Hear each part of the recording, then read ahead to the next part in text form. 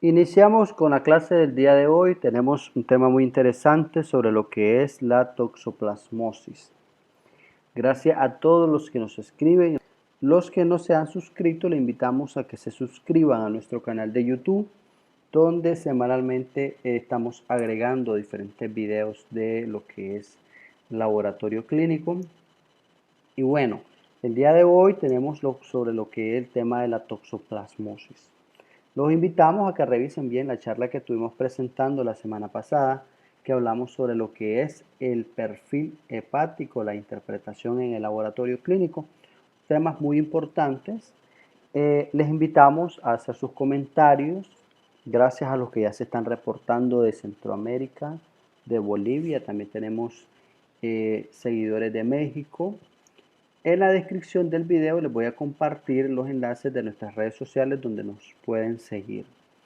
Entonces, el día de hoy vamos a hablar sobre lo que es la toxoplasmosis. Vamos a abordar la toxoplasmosis desde un punto de vista integral, definiendo y reconociendo tanto la importancia epidemiológica y las estrategias profilaxis de la toxoplasmosis. También los factores predisponentes de esta enfermedad, las formas clínicas más frecuentes, los criterios y metodologías diagnósticas. Bueno, el agente causal de la toxoplasmosis y su transmisión, vamos a empezar hablando un poco de la historia, la patología y el diagnóstico.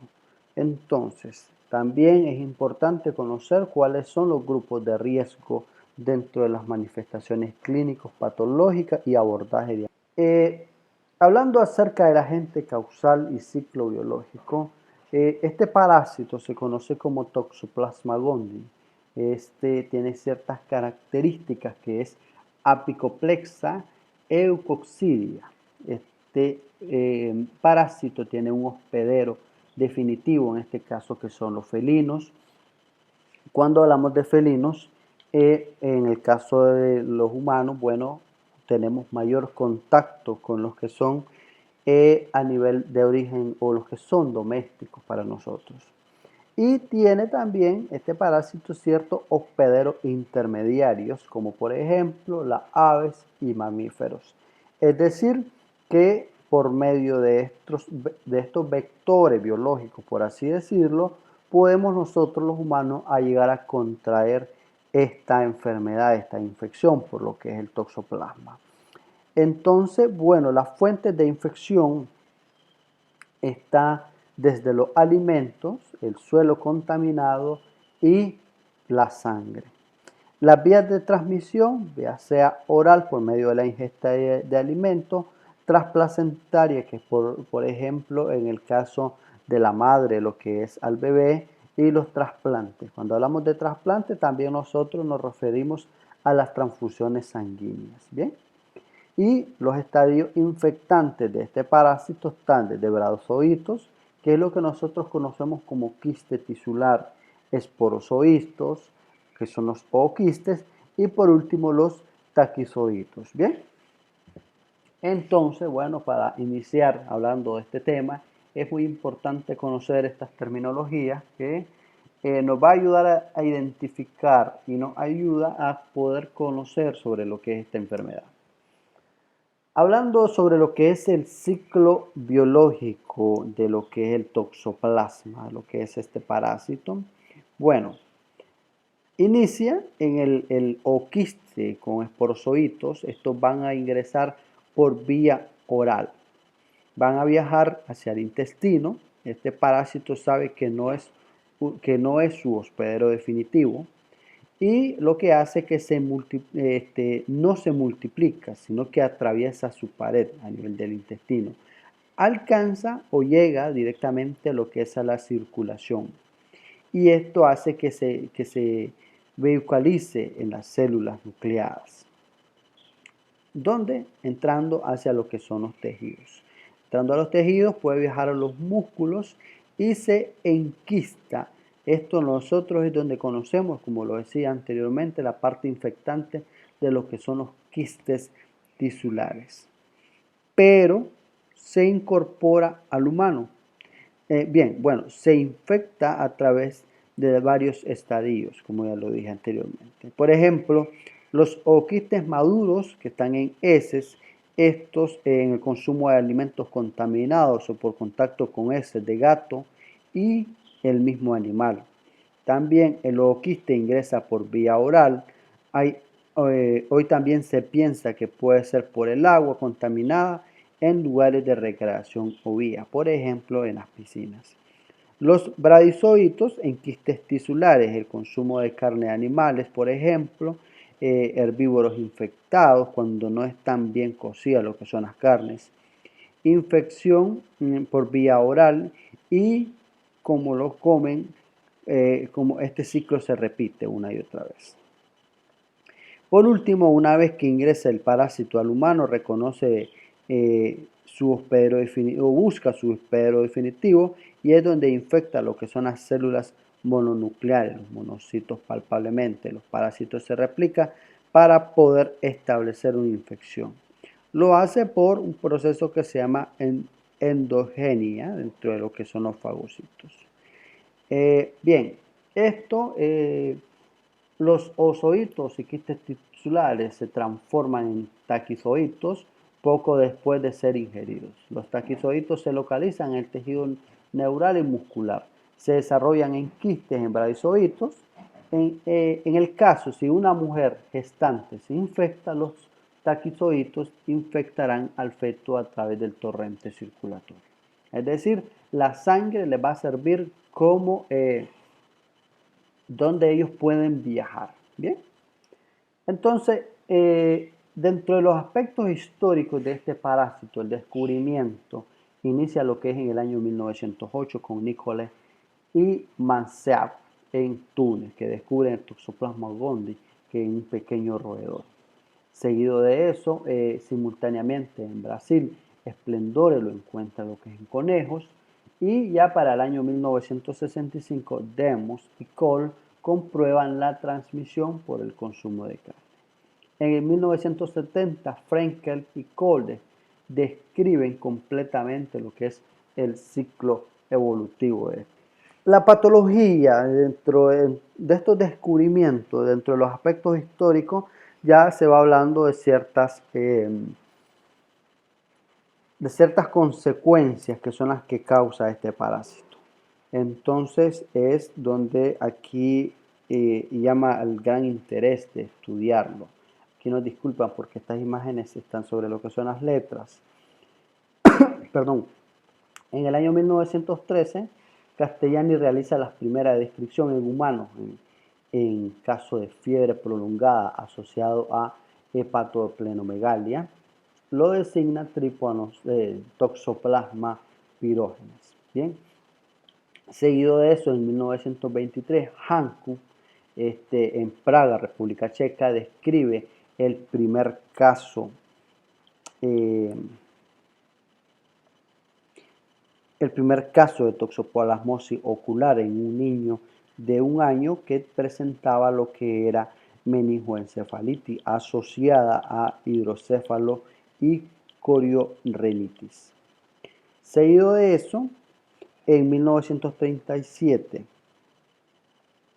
Wolf, Cohen y Pagen describen la toxoplasmosis congénita, que es donde ya la asocian a lo que es la transmisión de la madre o por consecuencias genéticas, por trastornos de ADN.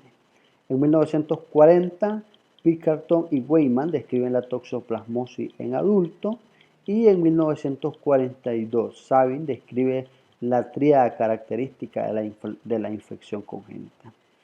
En el año ya para 1985, Brad y Cole realizan los primeros estudios sobre toxoplasmosis del SIDA. ¿Bien?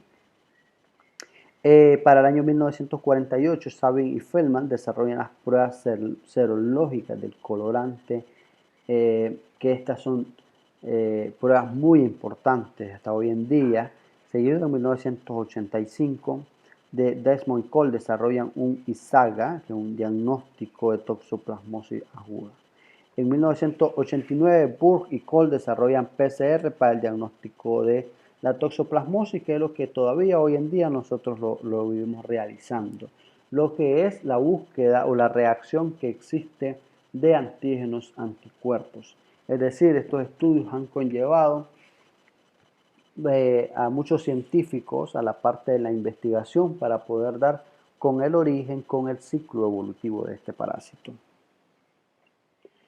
La toxoplasmosis, ¿por qué tenerla en cuenta? Bien, se estima que solo en Estados Unidos el costo sanitario de criar un niño con infección congénita fue de 5,3 mil millones de dólares en el año 1993. Es decir, es la primera causa de muerte por encefalitis en pacientes con SIDA también. Entonces es de gran importancia y lo peor de todo es la transmisión, que es muy frecuente. Es decir, que todos los seres humanos estamos expuestos a esta enfermedad. Hay mucha información sobre lo que es la vía de transmisión. Hoy en día hay muchas personas de que tienen eh, fobia, sobre todo por los felinos, por los gatos que tenemos en las viviendas, porque se sabe que ellos son un reservorio para este parásito y el contacto, sobre todo, el mayor contacto que a nosotros nos preocupa es el contacto que hay directamente con los niños. Tiene una distribución cosmopolita, que como bien lo dice, es decir, se encuentra por todo el mundo con una prevalencia en humanos del 25 al 65%. La transmisión en climas fríos y secos desfavorables, los quistes llegan a morir. En climas subtropicales y húmedos es más favorable, los quistes sobreviven.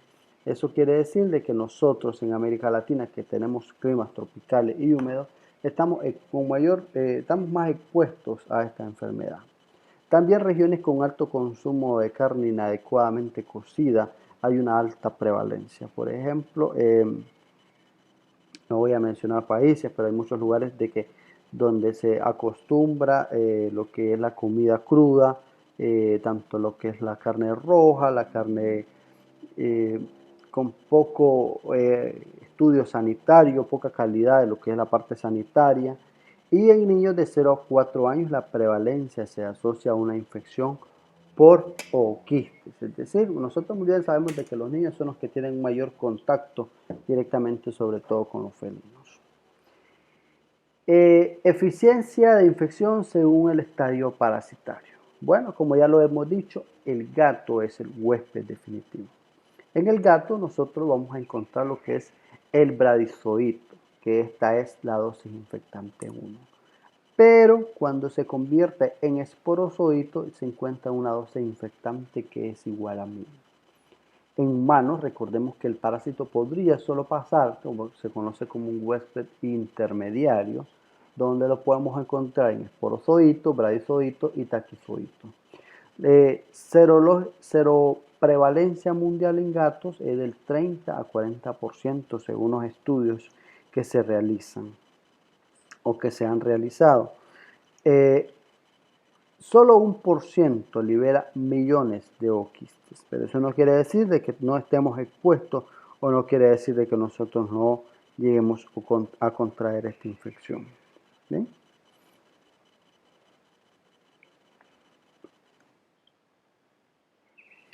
Dentro de lo que es profilaxis, nosotros tenemos que aprender a conocer lo que son los lugares o los alimentos donde se encuentra.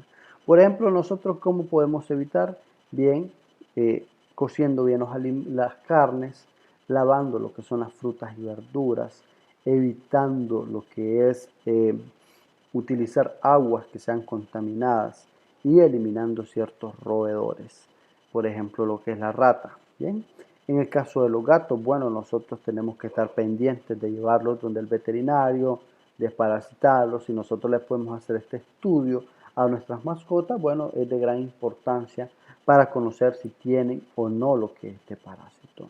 Porque, bueno, los animales, igual a los que nos gusta tener animales domésticos, tenemos que saber de que ellos pueden llegar a transmitirnos una enfermedad, una infección, ya sea parasitaria, ya sea una infección bacteriana. Y bueno, recordemos que los animales domésticos son intradomiciliares, es decir, nosotros continuamente los tenemos en la vivienda, tenemos a los niños de que muchas veces están jugando en el piso. Entonces, todo esto nosotros es donde tenemos que tener mucho cuidado, lo que es en evitar, más que todo, tener una infección o una recaída. Nosotros teóricamente lo podemos ver de esta manera, pero las personas que se han infectado o que ha traído consecuencias esta enfermedad saben de lo que es el riesgo. Por lo general debería de realizársele a todas las embarazadas, lo que es la prueba de antígeno anticuerpo para el estudio de este parásito, ya que en las enfermedades congénitas nos podría llegar a dar un problema, una enfermedad que, bueno, ojalá es que no sea así. La congelación y cocción de productos cárnicos, esto hace la eliminación de los quistes tisulares. El lavado adecuado de hortalizas, la segregación de productos cárnicos y vegetales, la segregación de utensilios de cocina, la pasteurización, todo esto son cosas de que nosotros las podemos realizar en nuestra casa. También el adecuado manejo, disposición de excretas felinas. De esta manera nosotros vamos a controlar la presencia de oquistes que estén en el patio o dentro de la vivienda. La higiene es muy importante, el lavado de manos, la eliminación de vectores mecánicos, por ejemplo, ciertos juguetes que tal vez están en contacto con los animales y lo pueden tener los niños también. Controles serológicos pretransplante, por ejemplo, dado receptor, por los trasplantes, lo que da el receptor. Estos estudios son ya más que todo en la parte intrahospitalaria. Control serológico gestante y monitoreo de tratamiento de las embarazadas primo infectadas. Esto es lo que les mencionaba anteriormente, que esta prueba se debería de mandar a lo que son las embarazadas. ¿Bien? Hoy en día existen nuevos métodos de detección para determinar la contaminación ambiental, los brotes por contaminación de agua, establecer la sobrevida, métodos de inactivación del parásito, lechos comerciales para gatos, por ejemplo. De esta manera nosotros vamos a controlar el vector, nuevos tratamientos antiparasitarios para gatos, que era lo que les mencionaba anteriormente, de lo que es desparasitar, llevarlo al veterinario, tener ese cuidado más que todo con nuestros animales domésticos. Desarrollo de una vacuna a organismos muertos segura para gatos domésticos y de la calle. Estos son los estudios que se están haciendo, más que todo el manejo de la población de gatos de la calle y la disminución de contaminación del ambiente con oquistes. Bueno, aquí no voy a entrar mucho en detalle porque estas son ciertas recomendaciones. Lo que a nosotros nos interesa estudiar son los signos y síntomas. Por ejemplo, en inmunocompetentes es predominantemente. Por ejemplo, pacientes con VIH. Es asintomática también esta enfermedad. Ocasionalmente podría presentarse un síndrome gripal con adenopatía, astenia, adinamia, pero muchas veces pasa desapercibido lo que son estos síntomas, ya que la población o todos estamos expuestos a tener 1 o 2 veces al año lo que es un síndrome gripal. En neonatos inmunocomprometidos en hepatitis, neumonitis, ceguera y desórdenes neurológicos, son otros síntomas y signos que se llegan a presentar. Es decir, recuerden que muchas enfermedades se llegan a presentar en casos de oportunismo. Es decir, nosotros tenemos una enfermedad y al tener una infección podríamos también llegar a contraer otra infección. Por ejemplo, pacientes que tienen hepatitis, neumonitis, entre otros trastornos. Bien, que también nosotros los podemos asociar con el sistema inmunológico. La toxoplasmosis ocular es la primera enfermedad de la que quería mencionarle. Es la causa más frecuente de coriorrinitis y uveitis posterior al 35 a 50%. Esta enfermedad se manifiesta entre la segunda y la tercera décadas de vida. Es decir, estamos hablando de 10 a 20 hasta 30 años. Puede ser secuela de una infección congénita, por eso es importante lo que son los estudios en las personas embarazadas. Dentro de los síntomas de la toxoplasmosis ocular está la visión borrosa, dolor, metamorfosis, torsión y lo que es la fotofobia a la luz. Bueno, la fotofobia ya sabemos de qué es cuando tenemos ese problema, cuando tenemos una luz clara y es por lo tanto donde acostumbramos a usar gafas. Lo más importante que nosotros podemos hacer para un diagnóstico preciso es visitar lo que es un oftalmólogo. El diagnóstico diferencial, el médico va a descartar de una meningitis, de una gonorrea, de tuberculosis, de herpes, entre otras enfermedades parasitarias, para poder llegar a una conclusión si se trata de una toxoplasmosis ocular. Y bueno, para terminar también está la toxoplasmosis ocular 2, que es una presentación según grupo en riesgo. Grupo en riesgo cuando hablamos de adultos inmunocompetentes. Unilateral, esta enfermedad indolora, unifocal. El paciente puede llegar a presentar una visión buena si hay compromiso de la mácula. En los neonatos también una uveitis posterior, el 75 al 80% se va a acompañar con una coriorrinitis bilateral, severa entre la segunda y tres, las máculas comprometidas. Microftalmia, vitritis, glaucoma, parálisis ocular. Esto es lo que es en los neonatos. Y por último, otro grupo de riesgo son los inmunocomprometidos. Bilateral, multifocal, severa, puede asociarse con masa ocupante del sistema nervioso central. También el paciente podría llegar a presentar un parálisis ocular, nistagmo, alteraciones de lo que es el campo visual. Y bueno, hasta acá con esta presentación les agradecemos a todos. Les invitamos a que se suscriban a nuestro canal, estaremos hablando de otros temas de gran importancia la próxima semana.